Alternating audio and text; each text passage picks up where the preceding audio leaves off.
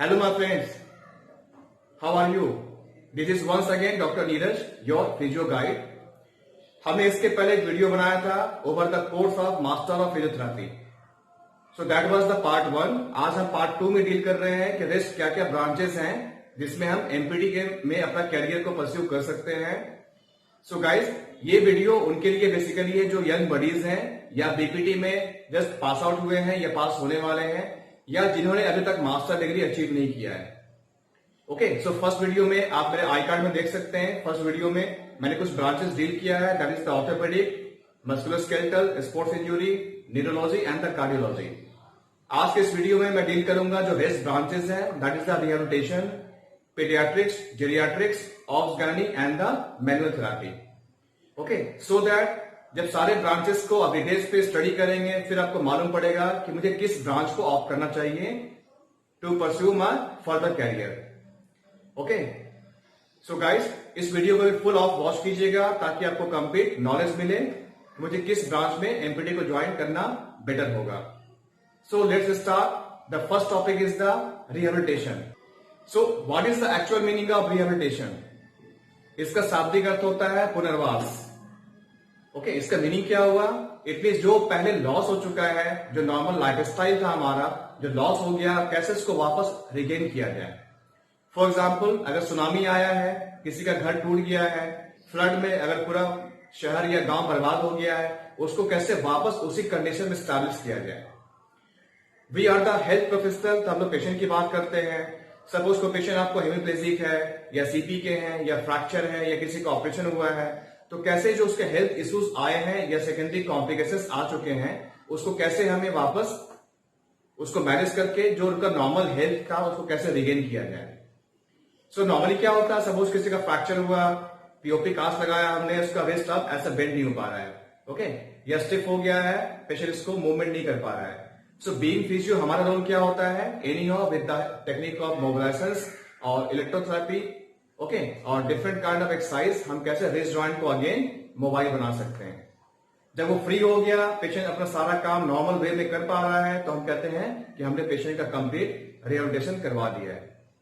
Okay, तो इस field में हम मल्टीपल सेक्टर के, चाहे ऑर्थो के पेशेंट हैं, न्यूरो के हैं, स्पोर्ट्स इंजरी के हैं, पीडियाट्रिक्स के हैं या ऑब्स गायनी के हैं, हम सारे पेशेंट के बारे में पढ़ते हैं कि कैसे उस पेशेंट का रिहेबिलिटेशन को हम कंप्लीट कर सकते हैं और इसके डिफरेंट प्रोटोकॉल क्या क्या होते हैं. तो इंडिया में कुछ आपके नेशनल इंस्टीट्यूट है जहां पे इसका ब्रांच अभी चल रहा है. सपोज आपके कटक में कॉलेज है, वहां चलता है. ऐसे कुछ नेशनल इंस्टीट्यूट है जहां पे स्पेशलाइज्ड ट्रेनिंग आपको रिहैब फील्ड में दी जाती है. ओके, तो काफी अच्छा ब्रांच है. हालांकि इसमें आप जॉब के सेंस में कहेंगे तो डिफरेंट कॉलेज वगैरह में या हॉस्पिटल्स में स्पेशल ब्रांच ऐसा ओपन नहीं होता है, बट प्राइवेट हॉस्पिटल में आप उनको कन्विंस करके you can get a good package in this field. आपको बताना होगा कि रिहेबिलिटेशन का कितना खास इंपॉर्टेंट पार्ट है, ओके, और हर सेक्टर में वर्क कर सकता है. सो अगर आपने कन्विंस कर लिया then you can get a better package in this field also. Okay, so there is a very good career option in this field. Now come to the branch of paediatrics. So paedia वाले case में जो छोटे बच्चों को disorder है, वो चाहे orthopaedic का हो या न्यूरोलॉजिकल का हो, हम बोथ यहाँ पे टैकल करते हैं. So take the example of CP patient. CP में आपको ऑर्थोपेडिक कंडीशन मिलते हैं और न्यूरो में मिलते हैं. उसका मसल जो है स्पास्टिक हो गया है या फ्लैचिड हो गया है, साथ ही साथ उसको पेस प्लानस भी है, पेस कैवस भी है, ओके, जेनुवैलम भी है या जेनुवैल्गम भी है. तो मल्टीपल टाइप की डिसेबिलिटी हमें एक सिंगल पेशेंट में देखने को मिलता है. ओके, इसके अलावा जो पेशेंट आपके मायोपैथिस के हैं, एजीएमसी के हैं, डाउन सिंड्रोम के हैं, ऑटिज्म के हैं, इनके लिए आप स्पेशलाइज्ड क्या क्या प्रोटोकॉल या प्रोग्राम को तैयार कर सकते हैं, ये सब कुछ आपको इस ब्रांच में आप लर्न करते हैं. और आपके पास एक स्पेशलाइज्ड विंग है कि कैसे इन बच्चों का कंप्लीट रिहेबिलिटेशन हम अच्छे से कर पाए. तो ये बच्चा आपका अगेन कंप्लीट बेड रिडन आपका है या चल पा रहा है या चलने में डिफिकल्टी है, तो कैसे डिफरेंट टाइप की उसकी जो डिसेबिलिटी है उसको क्योर कैसे कर सकते हैं, ये सब कुछ आप इस ब्रांच में सीखते हैं. Okay, next is the branch of geriatrics. Geriatrics में बेसिकली हम लोग जो ओल्ड एज के पेशेंट हैं उनके लिए रिहैब प्रोटोकॉल हम लोग प्लान करते हैं. तो ओल्ड एज में बेसिक हमें ट्रबल क्या दिखता है, that is the lack of coordination and balance, osteoporosis, muscles mass काफी वीक हो गया है, मसल्स एट्रोफाई हो गया है, मोस्टली जो ओल्ड एज पेशेंट है उनको चलने में डिफिकल्टी है या कंप्लीट वो बेड रिडन होते हैं, तो उनके लिए हम क्या प्लान कर सकते हैं। या बहुत सारे मेडिकल कंडीशन उनके साथ एसोसिएटेड होते हैं, वो हाई ब्लड शुगर के पेशेंट हैं, उनका बीपी हाई है, या एनी काइंड ऑफ उनकी सर्जरी हुई है, या ये ओल्ड एज सेंटर में वहां रहते हैं, तो इनके लिए स्पेशलाइज हम क्या क्या प्रोग्राम तैयार कर सकते हैं। ओके, ये भी काफी डिमांडिंग है और अच्छा ब्रांच है, और इसी बहाने आप ओल्ड एज पेशेंट को अपना सर्विस दे पाएंगे। Next is the obs and gynae. So obs and gynae अभी हमारे इंडिया के सोसाइटी में अनटच्ड ये ब्रांच है, बिकॉज ये अभी उतना एक्सेप्टेबल नहीं है। ब्रांच काफी अच्छा है, हमें अच्छा रोल प्ले करना होता है, बट अभी भी उतना ये फैमिलियर नहीं हुए हैं पीपल जो है इस ब्रांच से। सपोज हम लोग यहाँ कहाँ वर्क करते हैं, आपने पढ़ा है बीपीटी में कि antenatal, perinatal and the postnatal. So antenatal में इट मींस डिलीवरी के पहले एक फीमेल को क्या क्या एक्सरसाइज हम यह प्रोटोकॉल बताएंगे ताकि उसकी इजी डिलीवरी में वो हेल्प करेगा।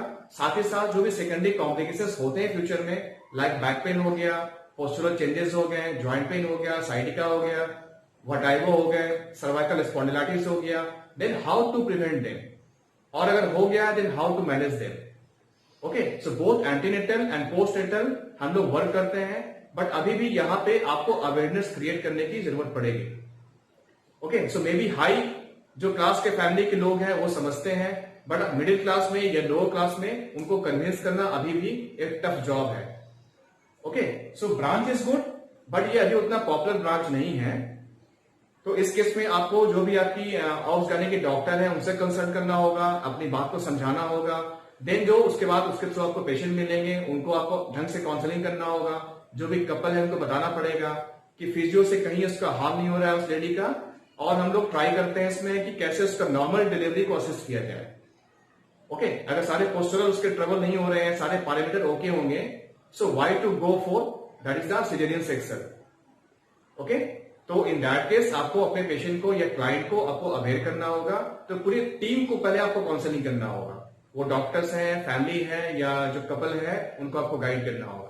सो ब्रांच इज गुड, बट थोड़ा आपको इसमें लेबर करना होगा। Now come to the branch of manual therapy. Manual therapy एक ऐसा सेक्टर है जहां पे पेशेंट का ट्रीटमेंट विद हम हैंड करते हैं। Manual means hand, therapy means treatment. तो इस फील्ड में इस स्पेशलाइजेशन को करने के बाद मे भी शायद आप जो आपका इलेक्ट्रिकल मोडालिटीज है उसका यूज कम करेंगे, और मोस्टली आप मैनुअल टेक्निक से पेशेंट को ट्रीट करेंगे।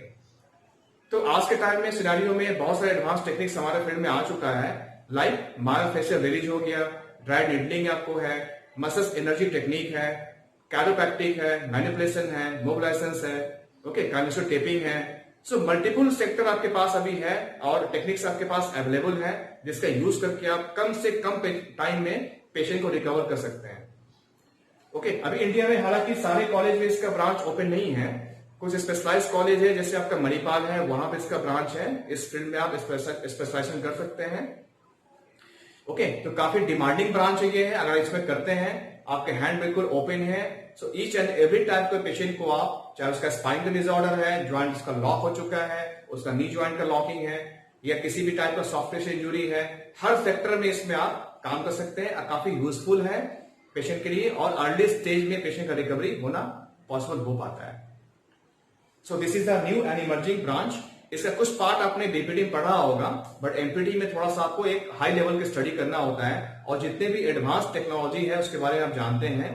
और पेशेंट के लिए आज के टाइम में काफी इंपॉर्टेंट ये रोल प्ले कर रहा है, और मैं भी इसका इस्तेमाल करता हूं, और इसका चेंजेस मैंने देखा। अगर हम लोग कस्टमाइज ट्रीटमेंट कर रहे हैं तो कितना उसका टाइम लगता है ट्रीटमेंट होने में, और इस टेक्निक को लगाने के बाद आज के टाइम में मैं कम से कम मशीन का यूज करता हूं और मैनुअल टेक्निक का ज्यादा यूज करता हूं। ओके, सो यू कैन, अगर इसको आप बात करेंगे तो मैं 70% यूज करता हूं मैनुअल थेरेपी का, 30% आपको इलेक्ट्रिकल मोडालिटीज का। ओके, तो मैंने भी सीखा, अपने स्किल्स को ब्रशअप किया, देन इसको फाइनली लगाना शुरू किया, पेशेंट पे अप्लाई किया। So I am getting very good result over the patient. So guys, I think ये वीडियो आपको काफी हेल्प करेगा, और सम सॉर्ट ऑफ आपके जो भी डाउट है या आपको जो कॉन्सेप्ट क्लियर नहीं था रिगार्डिंग एमपीटी ब्रांचेस, कुछ कॉन्सेप्ट आपके क्लियर हुए होंगे आज। तो ऑन दैट बेसिस अगेन आप रिफ्रेश कीजिए कि आपका फील्ड ऑफ इंटरेस्ट क्या है, किस फील्ड में अच्छे से काम कर सकते हैं, और सोसाइटी के लिए अपने क्या प्लान बना के रखा है। बस किसी ब्रांच में एमपीडी करना है या अच्छा काम करना है, बिकॉज उसके अकॉर्डिंग आप जो भी एमपीडी के इंस्टीट्यूट होंगे उसको चूज करेंगे। सो इंडिया में हर टाइप के कॉलेज हैं, कुछ अच्छे भी हैं, कुछ एवरेज भी हैं। तो बेसिकली हमारा गोल क्या है, हम क्या करना चाहते हैं। ओके, सो एमपीडी का डिग्री आपका उतना इंपॉर्टेंट नहीं है, उसके अंदर जो आप स्किल्स सीखेंगे वो आपके लिए इंपॉर्टेंट होगा गाइस। तो इट्स अप टू यू कि आप एमपीडी क्यों करना चाह रहे हैं, just to add a qualification या फिर पेशेंट को के लिए आपने कुछ अच्छा सा प्लान किया हुआ है, सो दैट आपका भी फ्यूचर सिक्योर रहेगा और आपके थ्रू सोसाइटी का भी यहां पे इंप्रूवमेंट होने जा रहा है।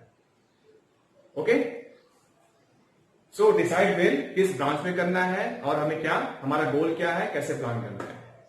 Okay guys, so once again thanks a lot for watching my video so carefully.